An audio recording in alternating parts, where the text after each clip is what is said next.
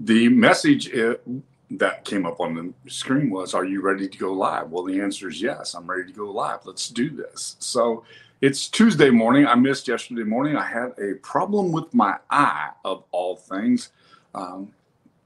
Woke up and my eye was all swollen up. So I had to go get that taken care of so I could get back to normality on Tuesday. So that's what went on yesterday. Couldn't jump in and tell you anything that was happening. Just had to take care of things. So good morning, Don. Good morning, others of you who are joining us. Today, I want to talk about something that I find quite fascinating, particularly as it relates to the world that we live in today. And I'm going to use a statement from Lynn Dawson. When I was growing up, the very first professional quarterback I ever heard of was a cat named Lenny Dawson. Lenny Dawson had been the quarterback for the Kansas City Chiefs, took them to a couple of Super Bowls, was an amazing guy, Hall of Fame quarterback, pretty cool growing up listening to on the radio to Lenny Dawson playing football when I was a kid. And then he had an amazing sportscaster program in Kansas City on Fox Network when Fox was brand new and all they were doing was broadcasting sports. Lenny was their sports announcer, and they took over and became the voice of the Kansas City Chiefs. And several amazing careers have been launched out of that. People who'd worked with Lynn Dawson in the professional arena, professional announcer arena as well. So what I want to share with you today is this little quote that I heard one day as I was listening to him on the radio. And somebody was asking the question about this. There was a rule change that took place in the NFL. And they wanted to know what Lynn thought about the rule change. Now, we've had more rules change from January until now across everything that I do. I can't tell you how many rules have changed. And I spent all day yesterday afternoon and all morning this morning. So I've got a whole day invested in it, in trying to figure out the new rules for Kindle Direct Publishing, because they're changing their platform. They're changing their rules. Now, I don't get a chance to tell them how to make the rules work. My job is, as Lynn says in this quote, and this is it, it's not my job to make the rules. It's my job to learn them so that I can use them to win at any advantage. Now, that's pretty simple. And I thought, that's the most profound thing I ever heard from a guy who clearly understood what it meant to win. He said, my opinion about the rule doesn't matter. What matters is that I have to understand the rule so that I can use it to my advantage to win the game. And that's the world that we live in today. We don't get a chance to make the rules in most cases. There's sometimes when we do. There's some arenas where we get to make the rules. And I've been thinking about this, and I'm going to throw this out here just because it's highly controversial, and I don't have a position on it, but I want you to hear what I have to say about this, because I think this will matter. This whole Ruth Bader Ginsburg, who I thought was an amazing woman and had done an amazing job of being a Supreme Court justice, whether I agreed with her or not, is completely immaterial to this part of the conversation. Her dying wish. A person's dying wish doesn't mean anything. And I'm going to illustrate it with this. And I want you to listen to me carefully as I give you this very close to my heart dying wish. My dad had talked to the funeral home director before he died, and he explained to him the one thing that my dad wanted. The one thing that my dad wanted was he wanted his pallbearers to be women. So when I'm meeting with the funeral home director to make the funeral arrangements for my dad, the funeral home director said, "Eric, the only thing I know, and I hate to even bring this up, is that your dad wanted to have women pallbearers."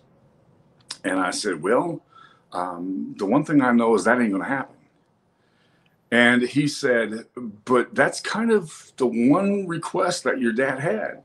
And I said, "Let me remind you of something. Dad's dead, I'm in charge, and it ain't going to happen. We're not going to have a bunch of women in the fall, in the wet country, trying in high heels to take my dad, who weighed just south of 250 pounds in a 600-pound casket, and carry that to a grave. Ain't gonna happen. Sometimes we think that there's certain conditions upon which we get to make the rules, and we don't. We don't. The thing that you want to do is you want to use the rules to your advantage. And the only rule I could use to my advantage in this situation was Dad's not here. So I'm going to have to step in and do the right thing to be an advantage here. Same thing's true across the board. I'm serious. Everything that we do, there is a right way. There may be multiple ways to do it. Don't misunderstand what I'm saying, but there's a way to do something. And if you try to say, I don't want to do it that way, I want to go around and do it over here, that's completely different. That is completely different. I see people all the time, particularly in the software arena, where they're like, but I want it to do this. That isn't what you bought. You have to use the tool to do exactly what the tool was designed to do. It's kind of like Lynn Dawson saying, I don't make the rules, but I learned them so that I can use them to my advantage to win the game. If we'll learn to use things in the way that they were designed, if we'll learn to follow the processes that are necessary. And there are lots of very fundamental rules in business, many of them. And I've watched these over my lifetime, how that things have been, that the law of obsolescence, I talk about this every fall, the law of obsolescence, everything that you're doing today is in the process of becoming obsolete. And you got to understand that what your flagship product may have been, it's in the process of becoming obsolete. You look out in your yard today, you have this natural environment reminder that everything is in the process of becoming obsolete. The leaves on those trees are just about done, which means they're just about to fall off and crowd up your yard. I have to understand that we can't change that. And no matter how many times I watered the tree, I'm not going to be able to change it. We've got to have to, and the same thing's true in business. No matter how many times I prop up something that's not functioning anymore, no matter how much money you put into it, when it becomes obsolete, it's obsolete. And we're seeing that across the board. We see all kinds of stuff. There was a time when newspaper advertising was the most popular thing that you could do. It's in the process of becoming obsolete. Yeah, exactly. Emma said things are become obsolete even as the articles are written about them. That's exactly true. One of the problems that we had in the early days of computer programming is that if you went to school for 4 years to learn a particular programming language, it was probably outdated by the time that you graduated. And so because we move at this accelerated pace now. And it's one of the reasons why kids are graduating from college and they don't have a job to go to, is because that their education is already 4 years old. What they know is 4 years old. And as Don says, some things need to die. And if we don't die, we don't make space. Obviously, that's true for us physically, but it's also true in the business world. If we don't die, we don't make space for new things and new innovation to come along. Things can be more effective. They can operate more efficiently. They can operate more profitably. That makes more opportunity for more jobs, for more people. There's lots of things that come about as a result of things changing. And if we understand that rule, it helps us drastically. You're exactly right. Brooke said the cloud makes it even faster. Things change so fast that you can't stop learning. I said a long time ago that there's 3 things that will really advantage you in today's world. One is to learn. The second thing is to unlearn. And the third thing is to relearn, because we're constantly in that process. Things that I've spent the last 3 years showing people how to publish on KDP. And then about a week ago, went to drop something into KDP and I get this warning that says we're moving away from that publishing style. It's like, wait a minute, we have all this stuff built around this. I've done all this training around the outside of this, but people that have been taking you through this process and now it's changed. I have to understand that. I think the change is going to be good. I think as I look at it, I think the change is going to be good. But rather than being frustrated by it, we have to understand that the rule is that change is normal. The rule is that I'm going to have to unlearn some things so that I might relearn them in the new way. And that new becomes extremely important. Don't you dare stop learning. We don't have permission to stop learning today. I look at, every once in a while, I'll see a transcript of somebody who is trying to write a book, and they learn to type in an old school fashion where you left 2 spaces at the end of every sentence.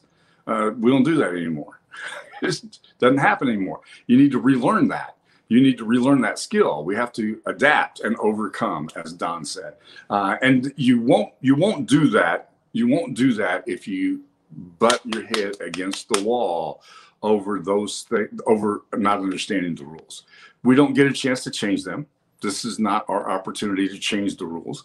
I can't change the rule of the law of obsolescence. I could give you 10 others. I can't change that rule. I can simply understand it and use it to my advantage. So whatever we're working on now, we're looking at what's going to be the next permeation of that down the road. And that's always the process that we go through. Regardless of whether it's in the content business, which is where my focus is at, or whatever. We just have to understand that if we don't constantly be looking down the road at what's going to happen next, because something's going to happen next, I can promise you that, then we'll find ourselves losing. If I can use the phrase by Lynn Dawson, his job was to understand the rules so that he might be able to play the game and win.